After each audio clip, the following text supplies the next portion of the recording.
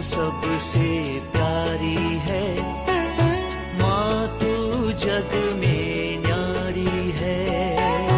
माँ तू सबसे प्यारी है, माँ तू जग में न्यारी है। अपने आंचल में रखना, अपने आंचल में रखना। हमें वरदानों से भरना। माँ तू सबसे प्यारी है, माँ तू जग में न्यारी है। माँ तू सबसे प्यारी है, माँ तू जग में न्यारी है। पिता, पुत्र और पवित्र आत्मा के नाम पर आमीन। मेरे सभी युवा साथियों, यूहन्ना का पहला पत्र अध्याय 1 वाक्य 14 में लिखा है,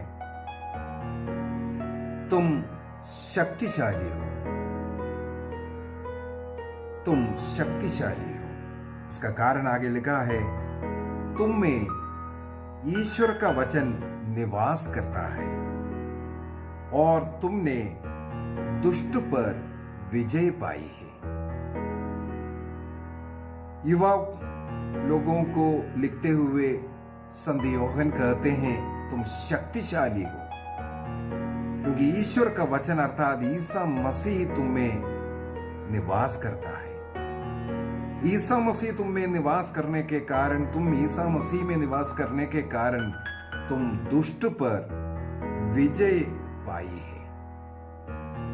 तो यूहन्ना ने युवकों का तारीफ करते हुए शक्तिशाली युवकों से आग्रह करते हैं, तुम ईसा मसीह में रहना और इस प्रकार दुष्ट पर विजय प्राप्त करना।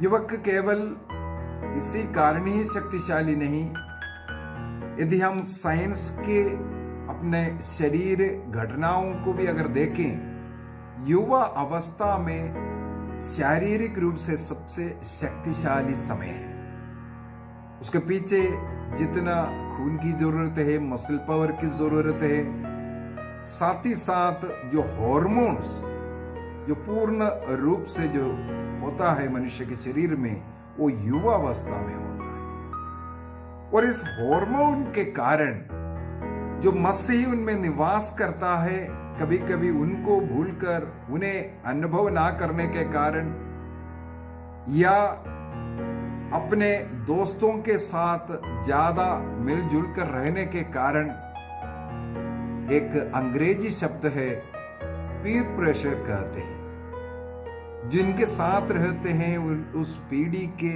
साथ मिलना एक प्रकार का एक दबाव है, उसका अनुकरण करने का, उसको फॉलो करने का। जो हमें शक्तिशाली बनाने वाला ईसा मसीह हमारे अंदर है, उसको भूलकर, जो ईश्वर का वचन हमारे अंदर है, उसको छोड़कर हम कभी कभी मुड़ जाते हैं अपने दोस्तों की ओर। हम अन्य लोगों का जो जीवन को देखकर, फैशन को देखकर उसमें प्रभावित होता है।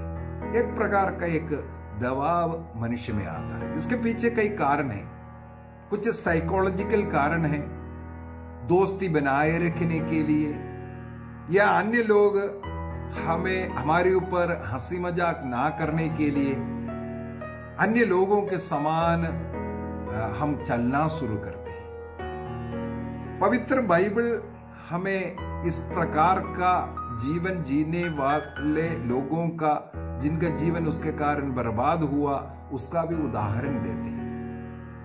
ये जो दोस्तियां अच्छाई के लिए भी होते हैं, मेरे पास कई ऐसे अच्छे उदाहरण हैं, दोस्तों के कारण कई लोगों का अच्छे जीवन हुआ। मुझे याद आ रहा है एक युवक का, आज युवक नहीं, थोड़ा बड़े व्यक्ति बन गया है।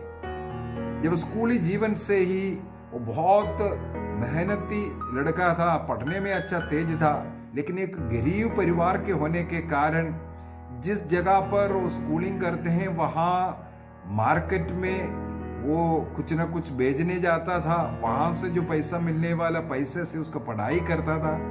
कॉलेज की पढ़ाई में भी ऐसे हैं, जहां कॉलेज करते थे वहां पर वो मार्केट में कुछ ना कुछ ऐसे सामान बेचने वाला के रूप में काम की करता था। इसके बाद वो पैसे से वो कॉलेज करता था। लेकिन उसके कुछ ऐसे दोस्त लोग आगे ये पढ़ाई नहीं कर सकता ये देख करके उनका जो मदद करने लगे। वो जो दोस्त लोग, विशेषकर एक लड़का जो है थोड़ा दूर जा करके वो बीएड करने के लिए गया, तो इससे कहा तुम भी आओ एडमिशन लो। बोला मैं नहीं पढ़ सकता। लेकिन उन दोस्तों ने इसको बीएड करने, बाद में एमएड करने, मास्टर्स डिग्री सब करने के लिए उनको मदद दी है। सही रास्ता, तुम पढ़ो, तुम अच्छे हो, ऐसा बोल करके आज वो व्यक्ति एक कॉलेज का प्रिंसिपल है।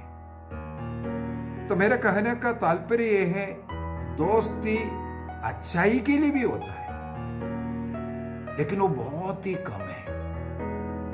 अधिकतर दोस्तियां बुराई की दोस्तियां हैं, बुराई करने के लिए दोस्तियां।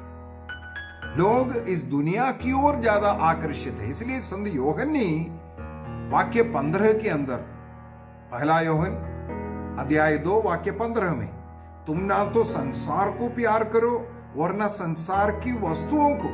सबसे पहले बोला तुम शक्तिशाली हो, तुम्हारे अंदर ईश्वर है, तुम बुराई पर विजय प्राप्त किया है। इसके बाद कहते हैं तुम इस संसार को प्यार मत करो और संसार के वस्तुओं को, क्योंकि यदि संसार को या संसार के वस्तुओं को प्यार करोगे, तुम जो शक्तिशाली व्यक्ति है, तुम धीरे धीरे संसार का बनकर अपनी शक्ति को नष्ट कर दोगे। आज हम लोग इस पर थोड़ा मनन चिंतन करना है, मेरी अवस्था कैसे है। इस समाज में रहते हुए मैं भी कहीं समाज का बनकर के तो नहीं रह गया।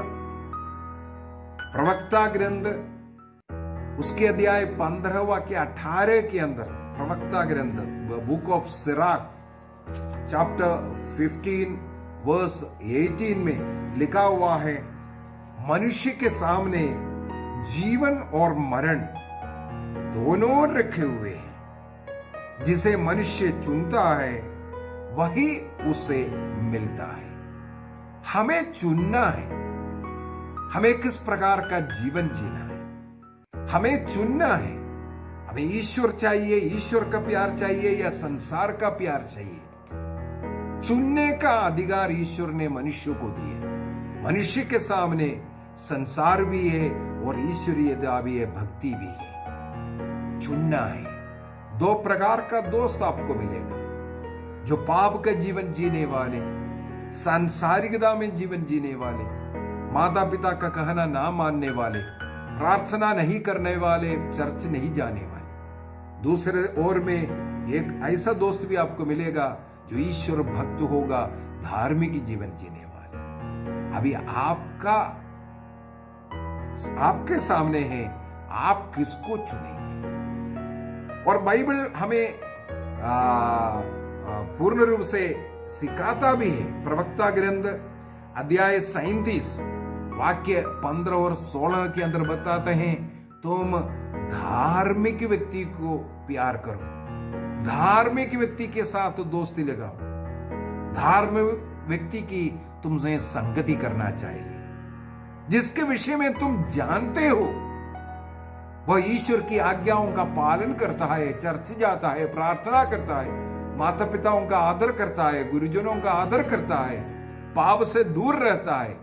ऐसे व्यक्तियों का आदर करना, ऐसे व्यक्तियों का दोस्ती करना, संगति करना, ये बाइबल हमें सिखाते हैं। साथ ही साथ सिराक प्रवक्ता ग्रंथ अध्याय 9 वाक्य 21 से लेकर के यदि 23 तक पढ़ेंगे, वहां पर समझदार व्यक्तियों से, ज्ञानियों से, ऐसे जो अच्छे ज्ञान आपको प्रदान कर सकता है, ऐसे व्यक्तियों से, जो धार्मिक जीवन जी रहा है, ऐसे व्यक्तियों से तुम दोस्ती करो, संगति जोड़ो करके लिखा है। और बाइबल के अंदर ऐसे अनेकों वचन हैं, आपको पाप से, पापियों से दूर रहना है। सूक्ति ग्रंथ अध्याय 24 वाक्य 1 में लिखा है, दुष्टों से दोस्ती नहीं करना। प्रवक्ता ग्रंथ अध्याय 22 वाक्य 14-15 में मूर्ख और बेईमान लोगों से आपको दूर रहना है। प्रवक्ता ग्रंथ अध्याय 7-17 पापी जो गप लड़ने वाले ऐसे लोगों से तुम्हें दूर रहना है।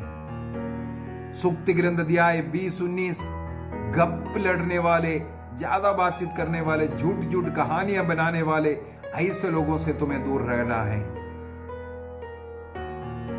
सूक्ति ग्रंथ अध्याय 23 वाक्य 20 में नशा करने वालों से तुम्हें दूर रहना है। सूक्ति ग्रंथ अध्याय 28 वाक्य 7 में लिखा हुआ है, जो भोजन ज्यादा खाते हैं, जो पेटू है, ऐसे दावत उड़ाने वालों से तुम्हें दूर रहना है। इस प्रकार जो पाप के जिंदगी जीने वाले, अपने हीरोइज्म दिखाने के लिए किसी भी प्रकार का झूठ बोलने वाले ऐसे लोगों से तुम्हें दूर रहना। धीरे धीरे तुम भी नहीं तो उसी पाप में गिर सकता है। कुरिन्थियों का पहला पत्र अध्याय 15 वाक्य 33 में लिखा है, तुम ये नहीं सोचना मैं अच्छा हूं, लेकिन वहां पर लिखा हुआ है, इस प्रकार के बुरी संगति से तुम्हारी जो अच्छाइयां हैं वो भी धीरे धीरे नष्ट होगा, तुम्हें भी मालूम नहीं पड़ेगा।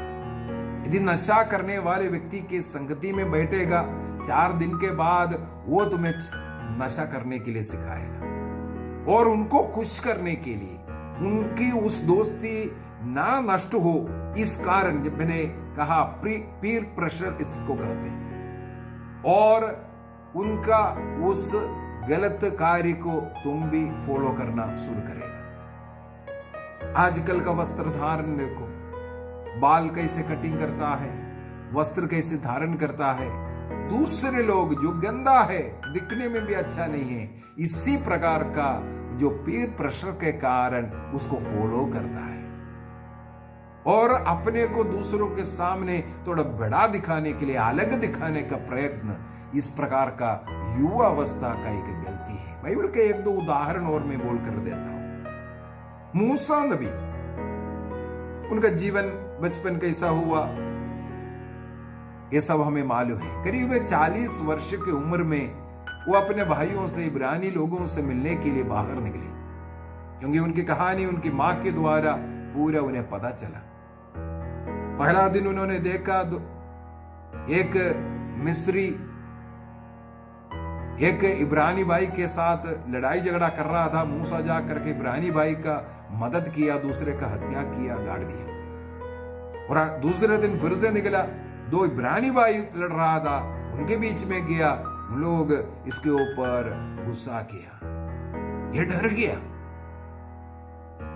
डर के मारे उन्हें वहां से भागना पड़ा, मिदियान देश की ओर भागा। उस देश में भी करीब 40 वर्ष उन्हें रहना पड़ा। वहां शादी किया, बच्चे हो गए, और वहां गडरिया बनकर रह रहा था। वहां ईश्वर ने उन्हें चुना। ईश्वर ने मूसा का जन्म इजराइलियों के मुक्ति के लिए चुना था, लेकिन समय वो होने के पूर्व में अपना उस युवा अवस्था, उस रक्त हार्मोन के कारण मूसा ईश्वर की आज्ञा मिलने के पहले ही अपने भाइयों को बचाव के लिए निकल पड़ा। इसलिए उन्हें मिदियान देश की ओर भागना पड़ा, डर के मारे। वापस आने में भी डर रहा था। मूसा नबी का इस भागने के पीछे के कारण ईश्वर की वो बुलाहट मिलने के पूर्व वो कार्य किए। उसी प्रकार हम एक और उदाहरण साउल का ले सकते हैं। पौलुस ज्ञानी व्यक्ति था, पुराना विधान का, यहूदियों का धर्म ग्रंथ का बहुत बड़ा ज्ञानी व्यक्ति। उस ज्ञान, वो बुद्धि, उसके कारण वो ईसाई लोगों के विरोधी बन गए, क्योंकि उनके बुद्धि में इतना ये विकास नहीं हुआ था कि ईसा मसीह को अपना मुक्तिदाता स्वीकार करे। बाकी ज्ञान तो है, बाइबल का ज्ञान तो है, लेकिन सही पहचानने में उस समय पर वो असमर्थ था। इसलिए वो यहूदी कट्टरपंथी व्यक्ति बन गया, ईसाइयों को मार डालने वाला व्यक्ति बन गया। बाद में वो पछताता है जब ईश्वर ने, ईसा मसीह ने उसे चुना।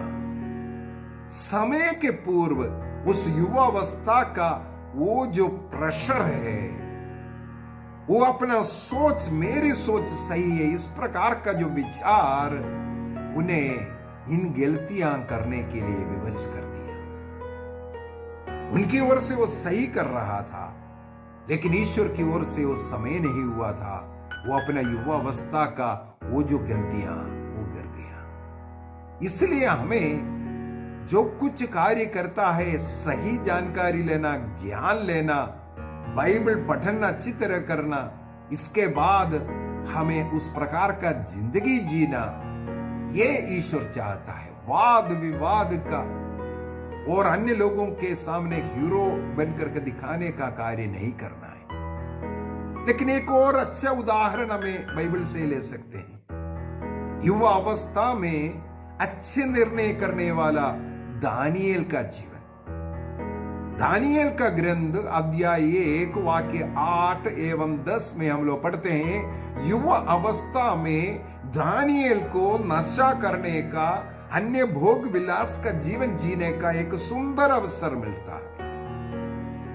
लेकिन दानिएल एक निर्णय वहां करता है, मैं नशा नहीं करूंगा।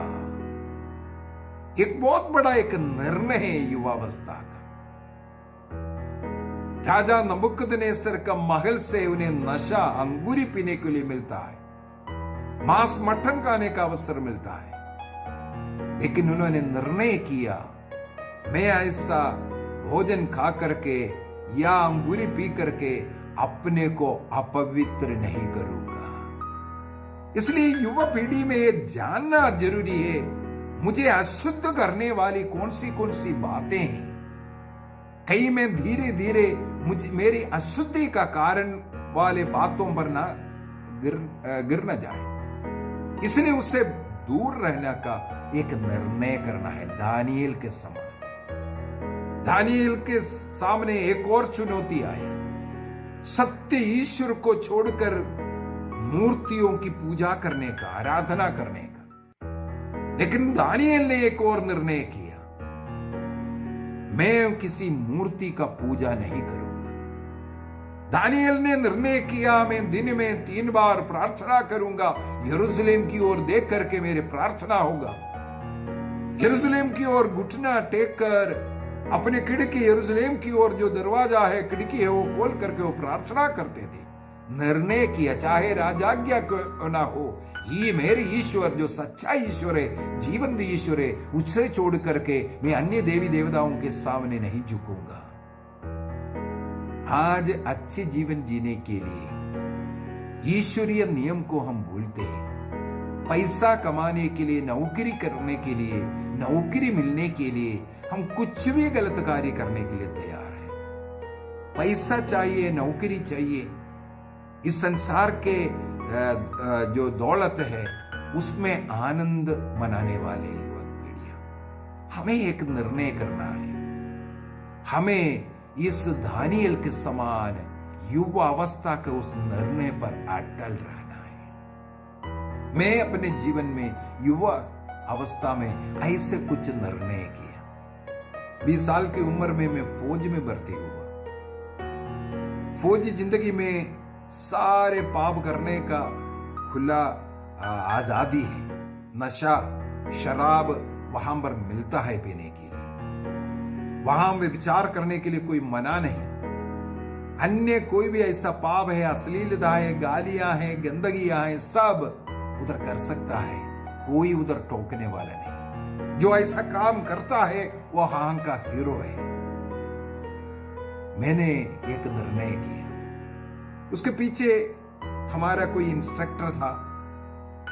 नया साल आ रहा था, उन्होंने बोला एक नया साल आ रहा है, जनवरी 1 से एक निर्णय करना आप लोग। मेरे जिंदगी नशा कर करके ऐसा पापमय जीवन जी करके बर्बाद किया, और आप लोग अभी रिक्रूट हो, नए नए हो, निर्णय करो नशा ना करने का, बीड़ी सिगरेट ना पीने का, ऐसे ऐसे निर्णय जनवरी 1 से करना, ऐसा करके बताया। मुझे याद है अभी भी गोवा का ट्रेनिंग सेंटर बम्बोलियम में मैं ट्रेनिंग करता था। दिसंबर माह का क्रिसमस का दिसंबर 24 तारीख रात्रि का जो प्रार्थना है, हमारे बम्बोलियम जो गिरजाघर के सामने एक गार्डन है, उस गार्डन में मैं बैठा हुआ था। वहां बालक यीशु और वो जो गिरजा सब सजा करके रखा है, ये सब देख करके बैठा था। तुरंत वो जो इंस्ट्रक्टर ने जो बात कहा वो मेरे मन में आया। मेरे मन में ये विचार आया, 1 तारीख जनवरी 1 तारीख क्यों मैं इंतजार करूं? आज क्रिसमस सबसे उत्तम दिन है। उस दिन उधर बैठ करके मैंने एक निर्णय किया, ना नशा करूंगा, ना बीड़ी सिगरेट पीऊंगा, ऐसा अंध फंद से दूर रहने का एक निर्णय। वो एक सुंदर निर्णय।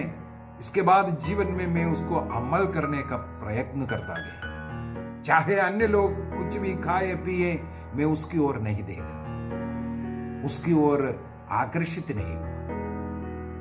हम लोग इतवार के दिन वहां काफी सारे बीच घूमने के लिए जाते हैं। एक बार हम लोग 4 दोस्त लोग मिलकर के किसी बीच में घूमने के लिए गए। यूं ही बीच के पास पहुंचा, वहां एक बाजार था। हम लोगों ने देखा कुछ लड़कियां दौड़ करके आ रही हैं। हम लोग उसके एक एक को पकड़ करके लेके जाने के लिए बुलाने लगे। मुझे पता चल गया ये गंदे लड़के हैं, और मैंने दोस्तों से कहा उनसे दूर रहो, ये लोग सब गलत लोग हैं। क्योंकि हम लोगों ने सुना है व्यभिचारिणी लोग रहते हैं, रेड स्ट्रीट होता है, जीवन में कभी देखा नहीं, केवल सुना है ऐसे ऐसे स्थान जगह होता है। लेकिन उस दिन हम लोग जो पहुंचा है वो जगह ऐसे एक जगह था। हमारे तीनों दोस्त एक एक लड़कियों के पीछे गए। एक लड़की मुझे भी हाथ पकड़ करके खींच रहे, आओ आओ बोल करके, लेकिन मैं उससे मना करते गए, हाथ छोड़ो बोल करके, मैं ऐसा लड़का नहीं है बोल करके। तब दूर बैठ करके एक औरत ने उस लड़की से पूछा क्या बात है। लड़की ने कहा नहीं आ रहा है। उसको वापस बुलाया। वहां से एक दूसरी लड़की, थोड़ा और खूबसूरत, लंबी चौड़ी अच्छी एक लड़की और उधर से निकल के आई। हमारी ओर आते आते कहा मेरा रेट थोड़ा ज्यादा है। मैंने रेट वाली भागो बोला। वो भी काफी कोशिश किया, लेकिन मैं अड़ी रहा। ऐसे पाप में ना गिरने का निर्णय किया। उसने पूछा, वो जो बुढ़ी औरत बैठी है, क्या बात है? उसने भी जवाब दिया नहीं आ रहा है। तो उस औरत ने वहां से कुछ गंदी बातें मुझसे पूछने के लिए बोली। उस लड़की ने उसमें कुछ और मिर्च मसाला लगा करके गंदी गंदी बातों में मुझसे बातें करने लगी। मैंने उसे कहा, हाँ मैं तुम्हारे लिए हिजड़ा हूं। मुझे नहीं मालूम मैं कैसे उस दिन ऐसा जवाब दिया। बाद में मुझे पता चला उसके पीछे पवित्र आत्मा का बहुत शक्ति है, सामर्थ्य है।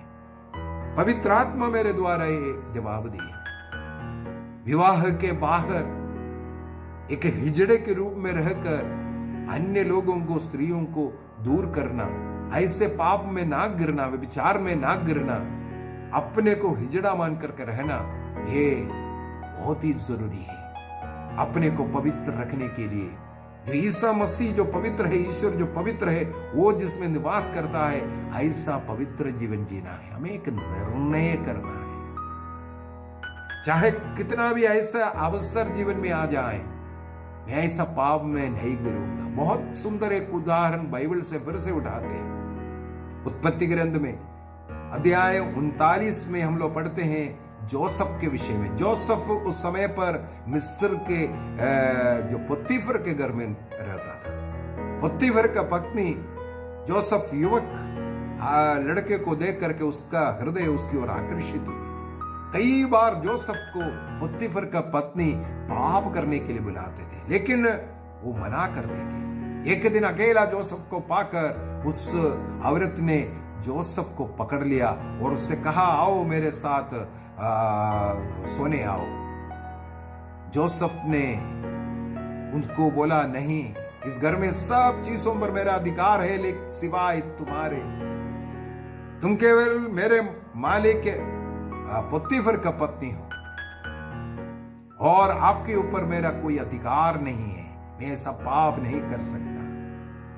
उस महिला ने जोसेफ के कुर्ते को पकड़ करके खींचने लगी। जोसेफ ने कुर्ता उतार करके वहां से भागा, क्योंकि प्रवक्ता ग्रंथ अध्याय 21 वाक्य 2 और 3 में लिखा है, सांब के सामने की तरह तो पाप से दूर भागो, यदि पास आओगे तो वह तुम्हें ढसेगा। पाप का दांत सिंह की दांत के समान है, वो तुम्हारी आत्मा को नष्ट करता है। जिस प्रकार एक सिंह एक मनुष्य को पूरा नष्ट कर सकता है, पूरा खा करके नष्ट कर सकता है, उसी प्रकार यदि हम इस प्रकार का पाप में गिरेंगे, विशेषकर युवा अवस्था में, जीवन ही बर्बाद कर देगा, एक पाप के बाद दूसरा पाप। जोसेफ पाप नहीं किया इसलिए उसे दंड भुगतना पड़ा, लेकिन हमें मालूम होगा पाप ना करने वाला वो जोसेफ उस देश का गवर्नर बन गया, सेकंड इन कमान बन गया। और एक उदाहरण है दाऊद का। दाऊद अपने बुढ़ा अवस्था में एक पाप किया, बेत्शबा से व्यभिचार, ऊरिया की पत्नी बेत्शबा से। सामुएल का ग्रंथ अध्याय 11 के अंदर हम लोग इसको पढ़ते हैं। महाराजा दाऊद ने इस प्रकार का एक वासना का पाप, व्यभिचार का पाप करने के कारण दाऊद को राज सिंहासन नष्ट होता है। वो अपना जान बचाने के लिए जंगल की ओर भागना पड़ा। जो पाप करने वाला महाराजा दाऊद को कुर्सी नष्ट हुआ। वहां पर जोसेफ को हम लोग देखते हैं, इस प्रकार का पाप में ना गिरने वाला जोसेफ उस देश का सेकंड इन कमांड बन गया, गवर्नर बन गया। हमें भी यही तो निर्णय करना है, पाप को अलविदा करना है, ना करना है। हमें पाप के लिए, चाहे नशा करने के लिए, चाहे गंदी फोटो देखने के लिए, या गंदी इंटरनेट में कुछ फिल्म देखने के लिए, ऐसे ऐसे पाप के कार्य के लिए अगर छोटा भी आपको लगे, उसके लिए ना बोलने का धैर्य आपको जोसेफ जैसे मिलना चाहिए। जीवन में आपको ईश्वर का नजर में अधिकार मिलेगा। यदि आप अपने बलहीनता में, उस प्रेशर में आप गिरेगा, आपका दाऊद के समान जीवन बचाना मुश्किल होगा, आत्मा को नष्ट करेगा। दूसरी एक और बात है, आपको पाप के अवसर में नहीं जाना है, ऐसे दोस्तियों से दूर रहना है। एक निर्णय करना, ऐसा दोस्त मुझे नहीं चाहिए जो गाली देता हो, जो नशा करता हो, जो वासना के पाप में गिराता हो, जो गंदी गंदी बातें करते हो, जो प्रार्थना नहीं करते, चर्च नहीं जाते, माता पिता का कहना नहीं मानते, ऐसे दोस्ती मुझे नहीं चाहिए। ऐसे एक निर्णय इस युवावस्था में करना बहुत ही जरूरी है। बाइबल हमें सिखाते हैं, प्रवक्ता ग्रंथ अध्याय 15-18 में हमें निर्णय करना है, मुझे एक अच्छा जीवन जीना है, मुझे पाप का जिंदगी नहीं, मृत्यु का जिंदगी नहीं, बल्कि ईश्वर जो जीवन देता है, सत्य का जीवन, ईमानदारी के जीवन जीते हुए जीता है, वो वैसा जीवन चाहिए। दूसरी बात है, बाइबल हमें सिखाता है ज्ञानियों की संगति करो। प्रवक्ता ग्रंथ अध्याय 9 वाक्य 21 से, यदि हम लोग राजाओं का पहला ग्रंथ अध्याय 12 वाक्य 1 से अगर पढ़ेंगे, सुलेमान का बेटा रहोबोआम अपने दोस्तों की बातें सुनकर के राज्य के सारे कार्य करता था। हर देश में राजाओं का उपदेशक के रूप में सही मार्ग बताने के लिए, सही क्या है गलत क्या है, जनता की जरूरत क्या है, सब बताने के लिए उपदेश देने वाले कई ऐसे लोग रहता है। वो बुजुर्ग लोग हैं, उनमें तजुर्बा है। लेकिन इस रहोबाम ने क्या किया, तजुर्बा वाले या ऐसे बुजुर्ग लोगों से कुछ नहीं सुना। अपने दोस्तों के, अपने उम्र के लोगों से वो सुना। इस कारण क्या हुआ, रहोबाम के समय पर इस्राएल का विभाजन होना पड़ा। एक और उदाहरण हम लोग ले सकते हैं, दाऊद का बेटा अम्नोन।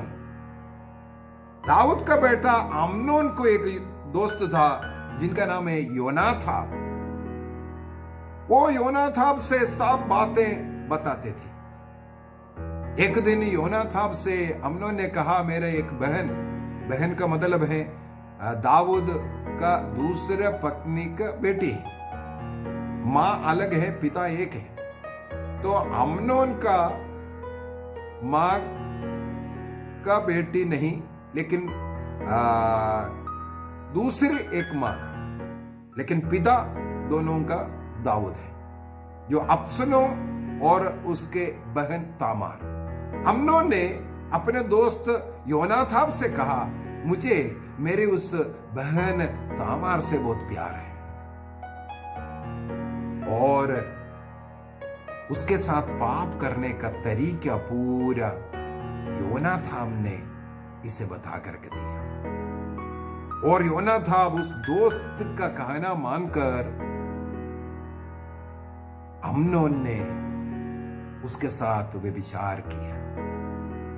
इस कारण अब्सलोम बाद में अम्नोन की हत्या की।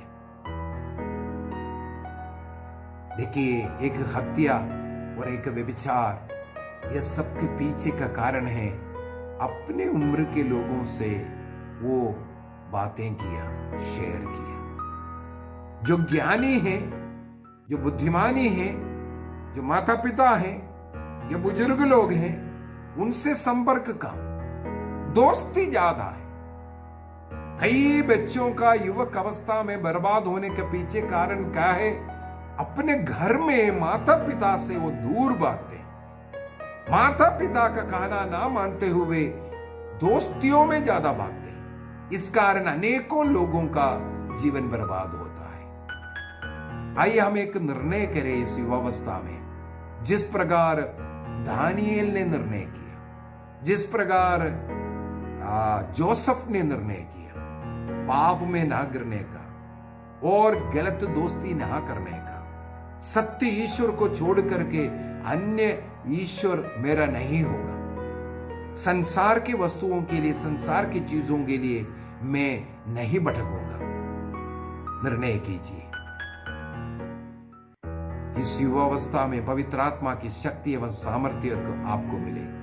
ईसा मसीह युवा था, सत्य के मार्ग पर, प्रेम के मार्ग पर चलने वाला, पवित्र आत्मा से भर करके वो जैसे जिया, हमें भी ईसा मसीह उदाहरण बनकर रहे। पिता, पुत्र और पवित्र आत्मा के नाम पर आमीन। आप सबों को जय यीशु।